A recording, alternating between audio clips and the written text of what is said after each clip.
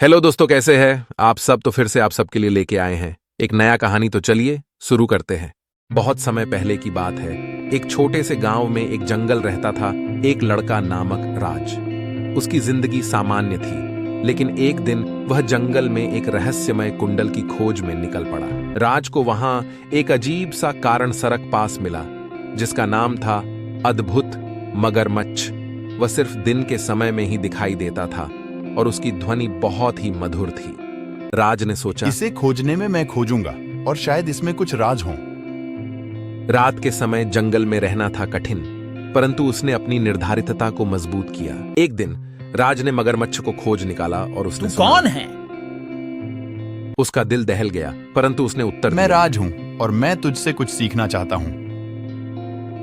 मगरमच्छ ने हंसते हुए कहा, ठीक है, लेकिन तू मेरी एक शर्त मानेगा। ठीक है। और मगरमच्छ ने उसे एक जादुई आईना दिया। राज ने देखा कि जब वह आईना देखता है तो उसकी सोच बहुत शांत रहती है। यह सीखकर राज ने गांव में सुख और शांति बिखेरने का निर्णय लिया। एक दिन एक आदमी गांव में आया और राज से कहा, तुम्हारा यह आईना मेरी जिंदगी को बदल देगा, कृपया मुझे राज इसे ने दे। मुस्कुराते हुए उससे कहा, इस आईने में सिर्फ मेरे लिए ही जादू है और मैं इसे तुम्हें नहीं दे सकता।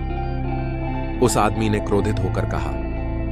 तू यह समझेगा नहीं, मैं तुझसे छीन कर ले लूंगा। राज ने अपनी निर्धारितता बनाए रखते हुए कहा, मेरी शांति का राज मेरे अंदर है, तुम मेरी शांति को नहीं छू सकते। अचानक उस आदमी को एक दिव्य आभास हुआ और वह अपनी गलतियों को समझने लगा। वह माफी मांगते हुए कहा, तुम्हारी बातों ने मेरे दिल को छू लिया है, मुझे भी तुम्हारी तरह एक शांति आईना चाहिए। राज ने उसे गले लगाया और उसके साथ अपनी जिंदगी की शांति बिखेरने लगा।